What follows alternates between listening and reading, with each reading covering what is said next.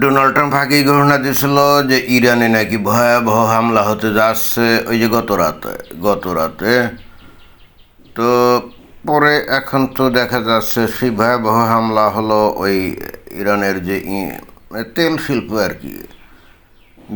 কত 30টা জায়গায় মনে হয় যে তেলের যে ডিপো আছে সেখানে হামলা চালিয়েছে। দাউ দাউ করে কিন্তু আগুন জ্বলছে। ডোনাল্ড ট্রাম্প এবং ওই যে ইসরায়েল এই দুইজন ভাবছিল যে 6-7 দিন ধরে যে মিলিটারি ইনস্টলেশন আছে, তারপরে বিমানবন্দর, বিমান বাহিনী, নৌবাহিনী ইত্যাদির উপরে ব্যাপকভাবে আক্রমণ করে হয়তো এই ইরানকে দমানো যাবে। কিন্তু যখন দেখলো যে না, তারপরও এই ইরানের আইআরজিসি কোনোভাবেই এখনও মানে সারেন্ডার করার বা শান্তি চুক্তি করার কোনো লাইনে আসতেছে না, তখনই কিন্তু এই ডোনাল্ড ট্রাম্প এবং ইসরায়েল বেপরোয়া হয়ে এইবার কী করলো, ইরানের অর্থনৈতিক মেরুদণ্ড ভেঙে দেওয়ার জন্যে এই ভয়াবহ আক্রমণ চালিয়েছে। সেটা কিন্তু বোঝা যায়। এছাড়াও গতদিন একটা খবর শুনছিলাম যে ওদের যে ইরানের যে ফোর্দো পারমাণবিক যে কেন্দ্র ছিল, তো তার 15-16 কিলোমিটারের ভিতরে যত লোকজন বসবাস করে তাদেরকে ওখান থেকে ইসরায়েল সরে যাওয়ার জন্যে ওখানে লিফলেট বিতরণ করেছিল বিমান থেকে, যে তোমরা এখান থেকে সরে যাও। সুতরাং এ থেকে মনে হচ্ছিল যে ওই ফোর্দোতে সম্ভবত ভয়ঙ্কর আক্রমণ হবে। জিবিইউ অর্থাৎ ওই যে বাংকার বা বাস্টার, যে বিশাল বিশাল বোমা মাটির নিচে 200-300 ফিট নিচে গিয়ে যারা বিস্ফোরিত হয়, হয়তো ফোর্দোতে ওই রকম ভয়ঙ্কর আক্রমণ হবে। এখন এটা হয়েছে কিনা খবর তো দেখলাম না। যাই হোক, এই তেল ক্ষেত্রগুলোতে আক্রমণ এটা কিন্তু নতুন একটা ডাইমেনশন মানে গত 6-7 দিন ধরে আমেরিকা এবং ইসরায়েল বস্তুত মিলিটারি ইনস্টলেশনের উপরে তাদের আক্রমণ কেন্দ্রীভূত রাখছিল, যতটা সম্ভব সামরিক শক্তিকে দুর্বল করে দেয়া, এটাই ছিল লক্ষ্য এবং উদ্দেশ্য। এবং তারা মনে করছিল যে এগুলো করলে আস্তে আস্তে আইআরজিসি দুর্বল হয়ে পড়বে। কিন্তু ঘটনা কিন্তু তা ঘটে নাই। আইআরসিসি দুর্বল তো হয় নাই, বরং তাদের কোনো কেন্দ্রীয় কমান্ড না থাকলেও ভিন্ন ভিন্ন আঞ্চলিক যে দলে তারা বিভক্ত হয়ে গেছে। এখন তারা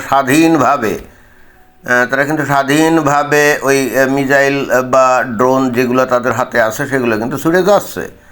এবং মনে হচ্ছে বস্তুত এখানে কেন্দ্রীয় শাসন বলেও কিছু নাই, এবং কারণ নেতৃত্ব এখানে কাজ করছে বলে মনে হয় না। যেমন এই যে পেজেশকিয়ান গতকাল বলল না যে আমরা ওই ইসের উপরে, ওই যে গালফ কান্ট্রিগুলোর উপরে আমরা যে আক্রমণ করছি এটা ভুল করছি এবং আর আমরা করব না। কিন্তু দেখা গেছে যে না, তারপরেও কিন্তু ওই গালফ কান্ট্রিগুলোর উপরে কিন্তু আক্রমণ হয়েছে। কেন? কারণ হচ্ছে যে যেহেতু আইআরজিসি নামে যে স্পেশাল দল ছিল এই আয়াতুল্লাহ আলী খামেনির, একেবারে পরিপূর্ণভাবে ইসলামিক রেভলিউশনারি গার্ড, অর্থাৎ এরা কিন্তু ওয়ান কাইন্ড অফ হামাস যেমন সুন্নিদের একটা উগ্রপন্থী ধর্মান্ধ দল প্রশিক্ষিত, এই আইআরজিসি কিন্তু এই শিয়াপন্থী এরকম হামাস।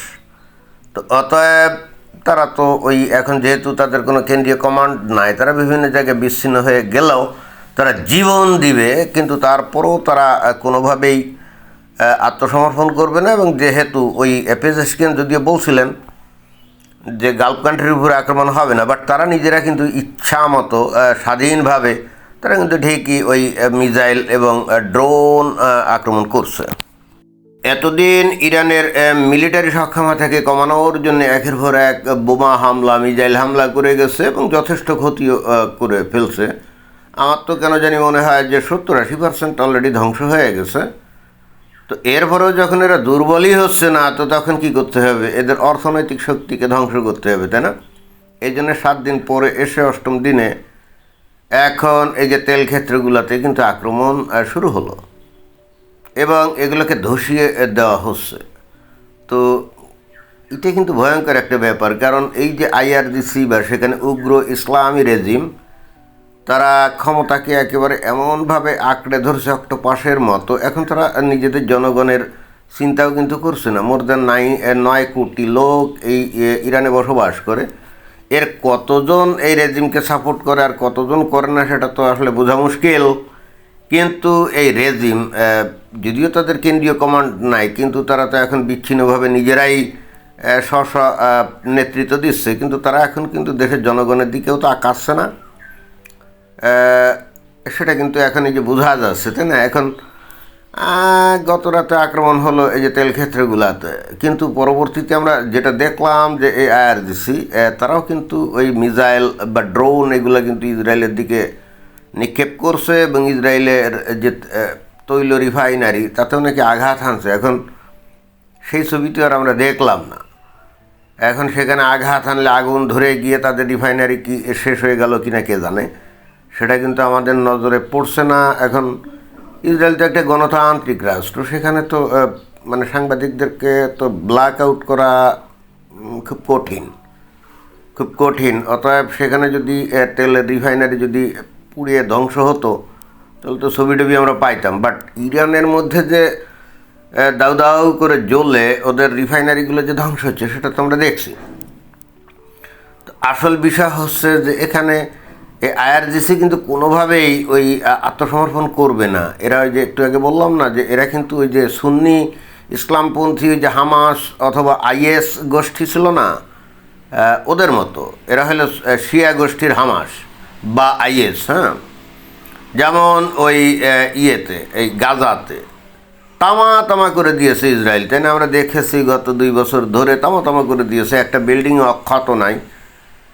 প্রায় 20-25 হাজার হামাস সদস্য ছিল এই যে গাজাতে, তাদেরকে মারতে মারতে মারতে মারতে ফাইনালি মানে 2-3 হাজার হামাস সদস্য কিন্তু আছে, এবং ওরা কিন্তু এখন ওই সুড়ঙ্গের মধ্যে আছে, ওরা কিন্তু আত্মসমর্পণ করে নাই। অর্থাৎ they will fight till their death, এবং মৃত্যুই তাদের কাম্য। এই আইআরজিসি কিন্তু ঠিক ওই আদর্শে তৈরি করা হয়েছে। আয়াতুল্লাহ আলী খামেনি নিজেই এইটার নেতৃত্ব দিয়ে তৈরি করেছে, তাদের ইরানের যে সেনাবাহিনী আছে তার parallel.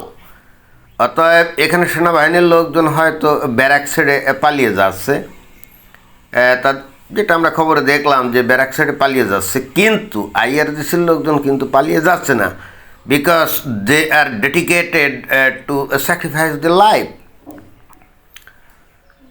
because they think if they die they will be martyred and will go to heaven without any judgment, right? এরা কিন্তু প্রচণ্ড রকম ধর্মোন্মাদ খালি না, মানে প্রচণ্ড রকম ফ্যানাটিক। এদের কাছে মৃত্যু কাম্য। এরা এদের পরিবার দেখে না, এদের সন্তান সন্ততি দেখে না, এবং এদের হৃদয়ে জ্বালিয়ে দেওয়া হয়েছে যে তোমরা আল্লাহর পথে থাকো, এবং এই যে ইসরায়েলের বা আমেরিকার বিরুদ্ধে যুদ্ধ, এটা কিন্তু আল্লাহর পথে যুদ্ধ এবং একটা পবিত্র জিহাদ। এই জিহাদে তোমরা যারা অংশ নিলে তারা বেঁচে থাকলে হবে গাজী, মারা গেলে হবে শহীদ। এই মন্ত্র কিন্তু তাদের মাথার মধ্যে, and that's why they are not surrendering and they will not surrender.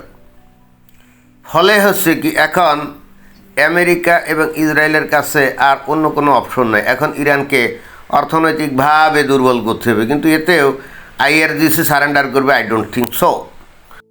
মিসাইলের যে সাইলো টাইলো বা যে গোডাউন বা ড্রোনের যে গোডাউন টোডাউন, ওইগুলা অনেকটাই হয়তো ধ্বংস করে ফেলছে, যেহেতু পাহাড়ের ভিতরে গুহাটুয়া করে এগুলো করা না।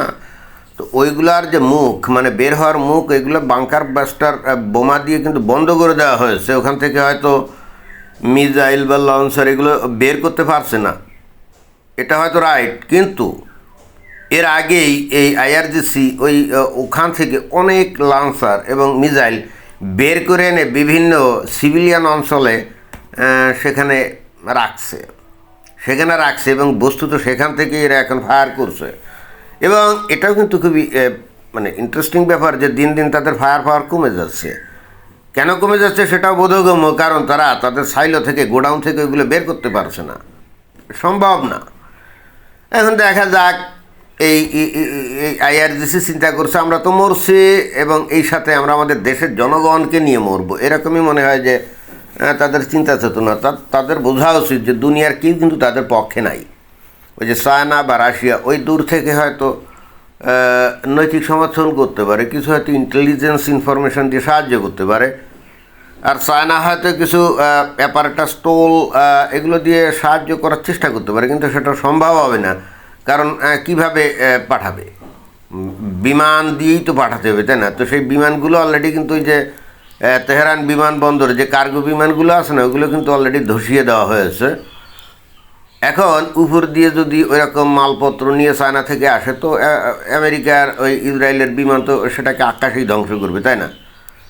এদের ইরানের পাশে কিন্তু আসলে কেউ নাই, কিন্তু তারপরও তারা এত সাহস পাচ্ছে কী করে? একমাত্র আত্মঘাতী হামলাকারী, অর্থাৎ আমরা যে সুইসাইডাল স্কোয়াড বলি না, ওরাই একমাত্র এই ধরনের টেন্ডেন্সি দেখাতে পারে, যাদের জীবনের প্রতি ন্যূনতম কোনো মায়া নাই, ইহজগতের প্রতি তাদের কোনো আকর্ষণও নাই, এবং এমনকি এমন একটা লেভেলে চলে গেছে তাদের মাইন্ডসেট যে তারা তাদের পরিবারের প্রতিও তারা কোনো দায়বদ্ধতা তারা অনুভব করে না।